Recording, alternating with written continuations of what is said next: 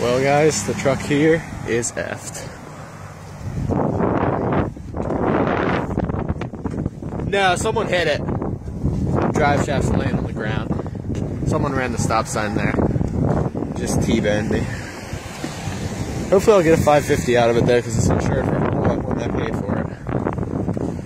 So hopefully I can get a dump out of the mix. Like the whole rear end here is just twisted. And it's totaled for sure.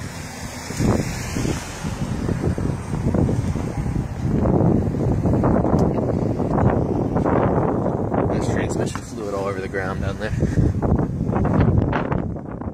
Cops came, everything's taken care of.